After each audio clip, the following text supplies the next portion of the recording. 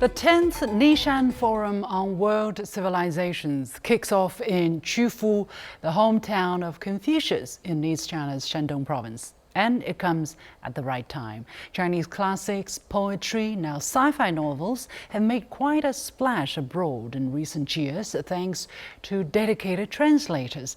How can Chinese literature further help East-West communication? How do the literary works reflect the evolving social fabric and its ever-increasing role on the global stage? I sat down with laureates of the 17th Special Book Award of China with a passion for China's literature, history, aesthetics, despite language barriers. Welcome to The Point, an opinion show coming to you from Beijing. I'm Li Xin.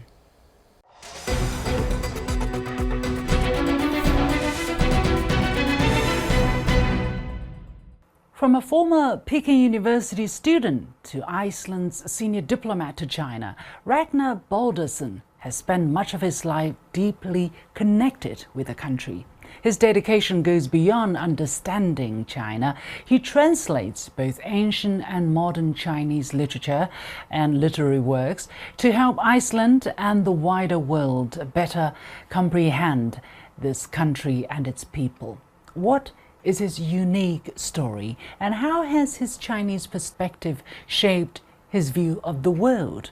Welcome to a special edition of The Point with me, Li Xin, coming to you from Beijing. I'm pleased to be joined by Ragnar Baldursson, a scholar of Chinese philosophy, a translator, writer, and a former senior Icelandic diplomat. Ms. Baldursson, welcome to The Point. Thank you very much. And congratulations for winning the Special Book Award of China. Yes, that was a surprise for me. I hadn't expected that. No? When I was translating the Analects of Confucius and Lao Tse, actually in the aeroplane when I was going between meetings, I was doing it for myself. It was to try to understand China. So because I had realized that to understand present China, you have to understand the civilization and the roots of the civilizations. So I would start translating. I would not into Icelandic of all languages. I didn't imagine that this would actually be noticed in China. Now that China is emerging as a very important pole, let's say, or pillar in international, and China envision the world of the future as a multipolar world where China is in. What does that mean for the average person in Iceland, in Sweden, in Norway?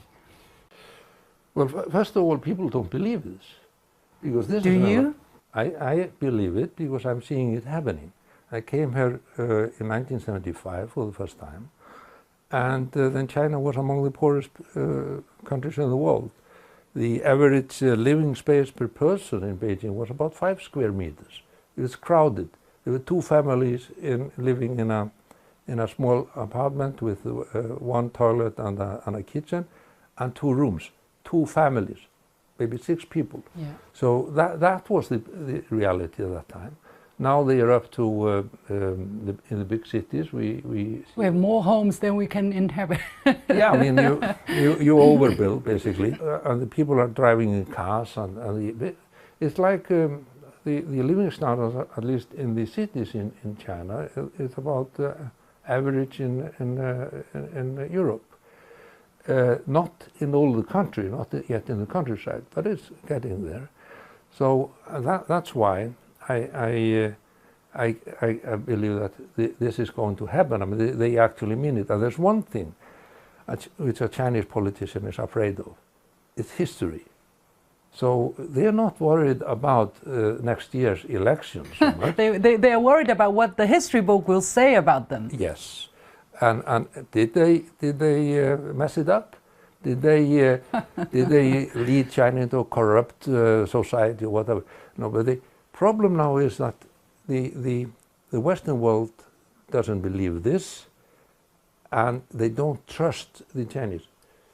They can't imagine how any country can actually develop so fast. The Chinese speed is not unimaginable. Yeah. and they can't conceive it. It's not happening. When you look at the world, when I look at the world, we look through our own cultural glasses. We see the world through our experience, how we were taught as as children. And when we see something, we expect something to happen, like U.S. is expecting. Like you're projecting your. Yeah. Right. Well, it's like U.S. expect and European the public, they expect China to go to war because it's becoming so powerful. So in this narrative, in this way, how can China? Because that's one of the dilemma we have. We say we won't go and expand make a sphere of influence. We won't go and invade someone. But they'll say, well, look, you will.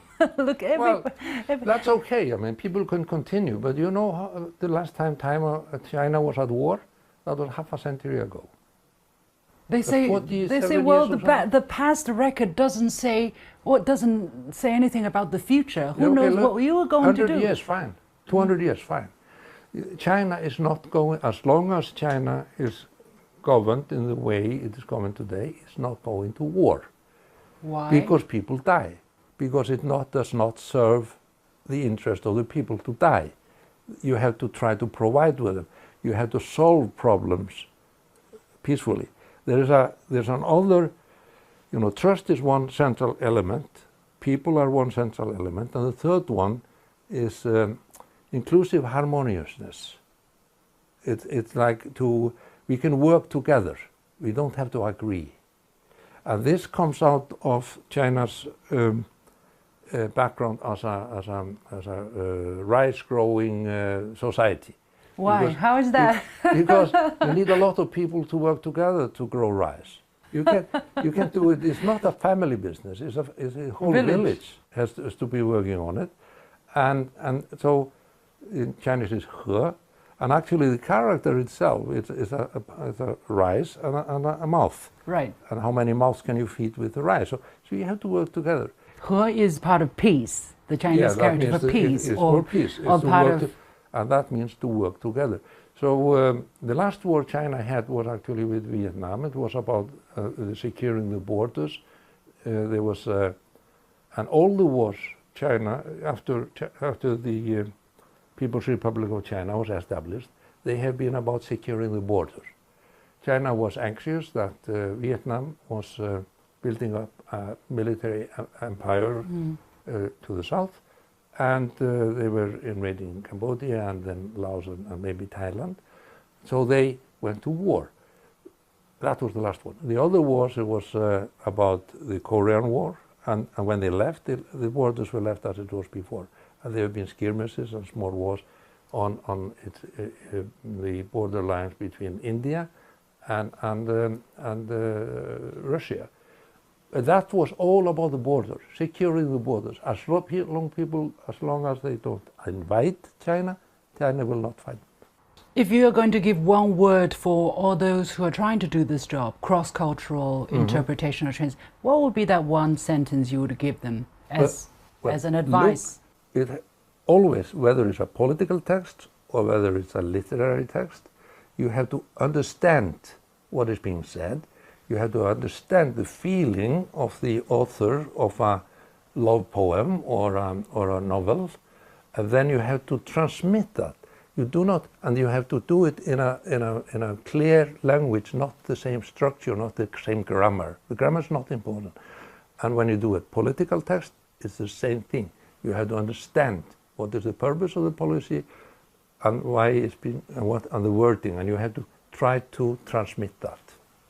The letter and the spirit, kind of. The letter and the spirit. The spirit is very important. The meaning, not the letter really. It's the meaning. The meaning. Well, thank you so much, Mr. Ragnar Baldursson, for sharing with us your insights and your lifetime experience with Chinese literature. Thank you so much. Thank you.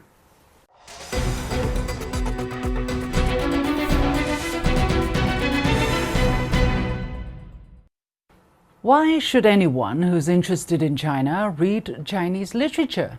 You might have heard about the four major Chinese classics: Romance of the Three Kingdoms, Water Margin, Dream of the Red Mansion, and Journey to the West. But what about modern and contemporary Chinese literature? How important is such literature for understanding the country and its people? I'm talking to an experienced German translator who has just won the Special Book Award of China. How has she become a bridge for China-Germany cultural exchanges? What are the differences between Chinese and Western literatures, and how can both sides understand each other better? I'm joined in Beijing by Karen Betz, German sinologist and translator. So congratulations, first of all, for winning the 17th Special Book Award of China. Let's talk about modern literature. Yeah. Let's focus on this. Is it easy? Is it difficult? What's the joy? What's the frustration, if you will? Yeah, well, it is not easy. It is. You have to know both languages really well, right? The most important is to study your own language and to read lots of contemporary German literature and to know your own German modern language. And, well, it is frustrating sometimes when you start to read novels by Mo Yan, for example. His Chinese is extremely complicated, and as much as I know also to Chinese readers, it can be quite a challenge. And you find lots of ancient Chinese philosophy and poetry in that too. And sometimes it's difficult, you know, you say something that is very subtle in your native language, but you want to translate that and keep the subtlety. How do you do it? Can you share with us an example? Yeah, I think it's very important to actually translate the pun, to not make annotated translations. When we're talking about Jin Yong, what comes to mind, for example, there's a word play with the name of Zhou Botong. He is addressed by Huang Yaoshi. He's addressed like Zhou Budong. Zhou Budong. So he makes fun of him. Yeah. That you know nothing. That you know nothing. That his name is Zhou Know Nothing. And of course, this is a pun using the homophones of Chinese, and how to translate that to German. Now you have to find a name for Zhou Botong to make that pun work. Yeah. So you have to find something in German that sounds like Zhou Botong, and that would sound silly. So I found something. What did you do? I found an expression. Well, it would be in German now. I called him Zhou Kudung. Zhou Kudung. That would mean Zhou horse shit. So it's like a different way to make fun of him, and it's like, of course, it's not the same meaning as in Chinese, but important here is to translate the pun and to translate, well, that readers have to laugh at this point and they have to understand the pun. That's what it's about. So sometimes you have to really to change the meaning to get close to the meaning. I think it's a fun exercise, let's say, you know. So it's hard, but once you get that, right? It's fun. It's fun. How is your work appreciated, though, by the German people, readers? Are there a lot of Chinese work available in German? There are, at the moment, I think the prospect looks good. There's more and more Chinese literature translated at the moment in Germany, but still not enough. But yes, and especially I think the big success of Liu Cixin helped a lot to promote other Chinese literature too, because he's among the few really best-selling authors worldwide and also in Germany. How do you think the German general public's interest in China shifted over the years? I can imagine in the beginning it was more traditional work, and then the Red Sorgen, you know, these type of movies, and now it seems that the science fiction is also very much the beloved topic. Has there been a evolution of people's curiosity about Chinese literature? I think it needs a writer like Liu Cixin to catch on, to catch people's interest and tell them, oh, Chinese literature can be very global and very exciting and very not so Chinese, although I think his writing is very Chinese in some ways. But I think people usually think when they read Chinese literature, oh, it's going to be complicated. It's going to be something strange or some philosophy I don't understand. And it's not at all like that. First of all, I don't think China is strange at all, or the contents of Chinese fiction are strange at all, because they speak to you as any other kind of literature. So there was an involvement from more these writers like Mo Yan and Yu Hua. They became quite popular in the 1990s and 2000s and have quite a few readers in Germany. But what people are asking for now is young Chinese fiction, young female Chinese writers who write urban literature, write about contemporary life in China. And I think that would be important to translate and to promote, because to provide a better understanding of contemporary China. You know, given the kind of global context we were looking at, you know, geopolitics, it seems that the antagonism between China and Western countries have gone up a bit over the past few years, and you know, the relationship between China and Germany, China and European countries in general are under a moment of, let's say, fluctuation. What do you think literary translation can do in that process? Are people interested in finding out more about Chinese mind, Chinese literature, you know, Chinese philosophy, and so on? Well, I don't know if Chinese literature really represents the Chinese mind, but I would recommend even politicians to read more Chinese literature, just to get to lose their fear of China. I think everything what we have to do when you're talking about negative feelings toward a culture or towards a country, that usually stems from fear. And fear stems from not knowing. Things you don't know anything about, you fear. So the more you read, the more you know, the more content you feel, and the more confident you feel like facing the others, because you understand, oh, they're not so different from us. And when you read Chinese literature, you will notice this is world literature. It's nothing difficult, and it's you need good translations. That's important, good translations that transport a good and modern language. I think what sometimes happens is that Chinese literature gets translated in a way that sticks too much to the original wordings. Chinese fiction should be as entertaining as it is in the original. And then you read it and you think, oh, wow, China is entertaining. And also through fiction, you learn a lot about Chinese history in a pleasant way and in an interesting way. And you might change your perspective and see things differently. I think that's what both sides need most. It's been a fascinating talk with you, and I hope you do more translating work to bring good Chinese work, contemporary work, to the German readership. Thank you so much, Karin Betz from Germany. Thank you so much for the interview.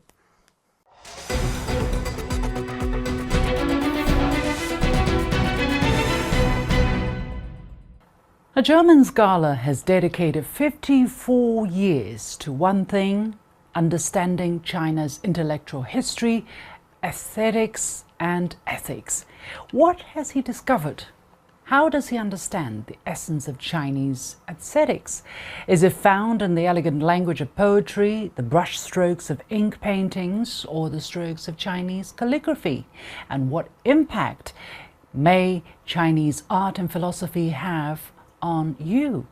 I'm pleased to be joined in Beijing by Karl-Heinz Pohl, Professor Emeritus at the University of Trier in Germany. He has just won the 17th Special Book Award of China. Mr. Pohl, congratulations and welcome to The Point. Thank you very much. You have learned both cultures for so long. Are the Chinese special compared to the Germans, let's say, for instance? Are the Chinese more different or are they more the same? It's a good question. I mean, when you compare things, you can always highlight the similarities and you can highlight the differences, right? Of course, we are all human beings and we have a lot of things in common. We live in a modern period where life is almost indistinguishable in the West and in China. That's the one thing, you know. But there are differences. There are differences the way people behave, the way people act with one another. I find here in China there is much more a feeling of politeness, and people tend to you. They care about you, particularly when you are a foreigner here. You know, they're constantly around you and want to know if you're doing well and everything is well done. That is, and you're being treated as a king here, as a guest. Yeah, really. And although we also have this idea or ideal of hospitality and treating people from afar as guests and all, it's a far cry from what you experience here. So that's the way people deal with one another. What explains that difference? What do you think explains I think that? it's probably a Confucian. It's a Confucian attitude that people feel more collectively together. It's not like in the West, the individual is the last so-called undivisible entity. Yeah, and all of Western thinking is based on at least in modernity, on this notion of an abstract individual. But this abstract individual, it doesn't make sense in China. People are not abstract individuals. They're not atoms, all separate from one another. They belong together. They belong together in different forms, in the family, beyond the family, as friends and neighbors, and on you go, you know. And that is what is really different. It's like what the Chinese would call zoren, you know, the way you deal with one another is very, very different here than it's almost like everything is about how to 做人. Yeah, we learn how to be a human being till we till we come to the end of our life. Yes. Well, let's talk about this moralization of foreign policy. You mentioned in one article. I find that to be a very interesting concept. You talk about the foreign policy of certain European country, let's say Germany, for instance, faces the danger of moralization, that people tend to talk about values, whereas they're actually talking about interests. Could you, help us understand, why do you put it this way, and why do you think it is a dangerous trend? Well, it is at the moment very difficult in international politics. We are kind of caught in this geopolitical conflict between the United States and basically China, right? For the United States, China is on the threat. It's the threat to their place in the world, and the place in the world for America is to be hegemon, be the one who calls the shots, who determines politics, determines international politics and all. And now American politics, though, America understands itself as the kind of the standard bearer of human rights and freedom and democracy and everything else. But when you see American politics the way it is acted out, it is following interest. America follows its national interests. And I think Henry Kissinger, who also had a great understanding for China, he once put it down that way. He says, America doesn't have any friends or foes like that. We have interests, right? And so each country has interests. Germany should have interests too, yeah? And interests deal with the well-being of the people. The dominant attitude now to talk about politics is that we have to talk about values. We have to kind of put values first. And when you put values first, you kind of lose sight of your actual interests. And you also lose sight of diplomacy. If you put values first, you kind of tend to put yourself on a moral pedestal. You know, you think you have a certain moral attitude from which you can lecture others, from which you can lecture other countries, other people. And that is the danger. You know, we are not doing diplomacy anymore. We feel like we are on a moral higher position, a very secure position from which we can judge everything else. That's what I mean with moralizing. I see. And you're seeing the intensification of this trend? Yeah.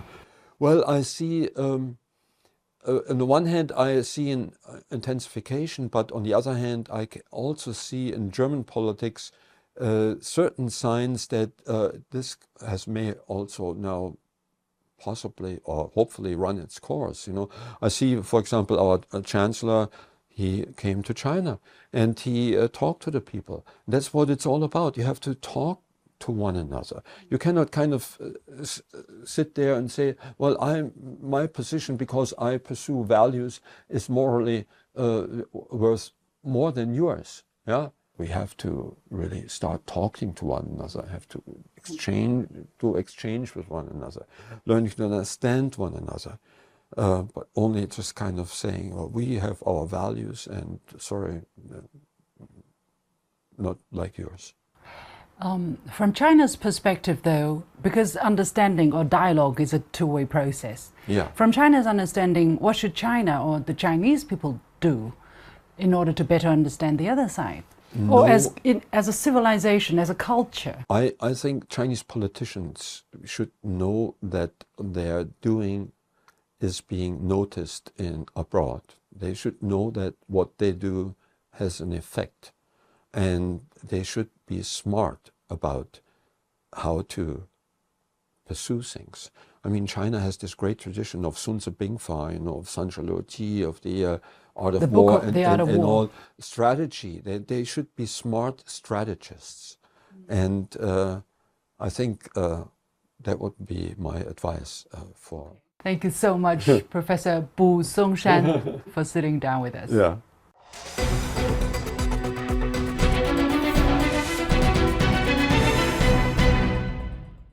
With that, we come to the end of this edition of The Point with me, Liu Xin, coming to you from Beijing. As always, you can follow me on Facebook and X using the handle Liu Xin in Beijing. On behalf of the whole team, thank you for watching. You've got The Point.